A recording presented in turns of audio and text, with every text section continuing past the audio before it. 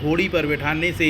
दबंगों ने मना किया था और मारपीट की थी। उसके बाद दूसरा ताज़ा मामला सामने आया है गुलगंज थाना क्षेत्र के ग्राम चौका से, जहां पर एक हल्के अहिरबार नाम के दलित अपनी पीड़ा सुनाने के लिए कूप निर्माण हेतु पंचायत भवन पहुंचा हुआ था, जहां पर उसने कर्मचारियों को अपनी पीड़ा सुनाई और वहीं पर मौजूद ठाकुर के सामने कुर्सी पर बैठ गया। यह बात गांव के दबंग ठाकुर रोहित सिंह को रास नहीं आई और रोहित सिंह ने अपने 2 अन्य नाबालिग साथियों के साथ मिलकर उसके साथ जमकर मारपीट कर दी, जिसके बाद घायल अवस्था में दलित हल्के अहिरबार को जिला अस्पताल में भर्ती कराया गया, उसका उपचार किया गया। उसके उपरांत यहां पे जांच करने पहुंची पुलिस ने पूरे मामले को संज्ञान में लेते हुए रोहित सिंह सहित 2 नाबालिगों पर मारपीट एवं हरिजन एक्ट का मामला दर्ज किया था और यहां पे जांच करने के उपरांत 48 घंटे के भीतर ही तीनों को अपनी हिरासत में ले लिया है। मगर मामला यहीं ठंडा नहीं होता, बल्कि कांग्रेस ने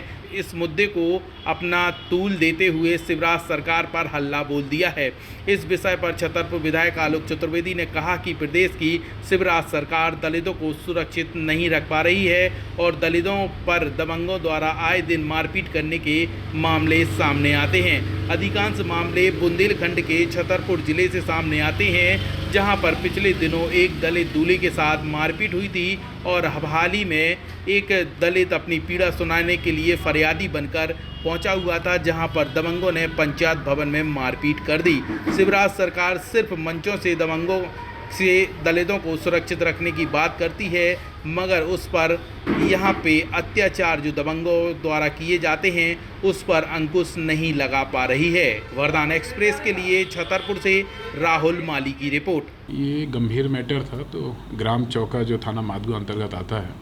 वहाँ ये विवाद हुआ था, जिसमें इमीडिएट हमने FIR कर लिया था, जिसमें एक नामजद आरोपी थे, 2 अज्ञात थे। लेटर ऑन विवेचना में इसमें 3 नाम आए, जो एक मेन आरोपी था रोहित और साथ में 2 विधि विरुद्ध बालक हैं। उन सभी को राउंड अप कर लिया गया है और माननीय न्यायालय के सामने पेश किया गया। निश्चित रूप से ये निंदनीय घटना है और जब आज हम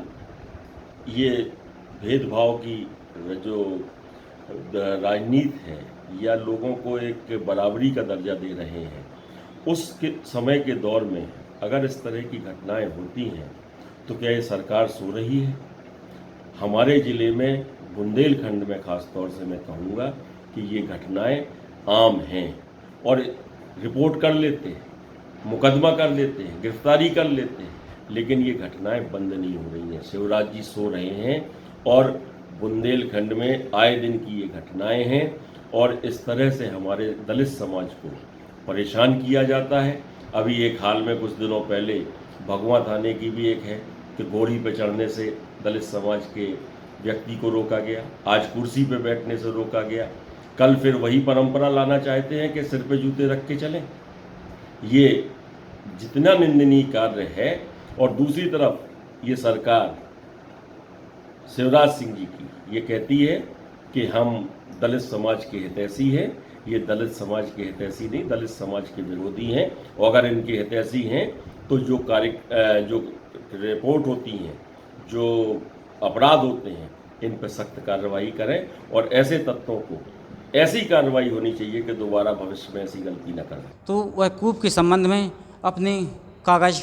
जमा करने के लिए हमारे पास आए थे, तो वह कुर्सी पर बैठ गए। तो गांव के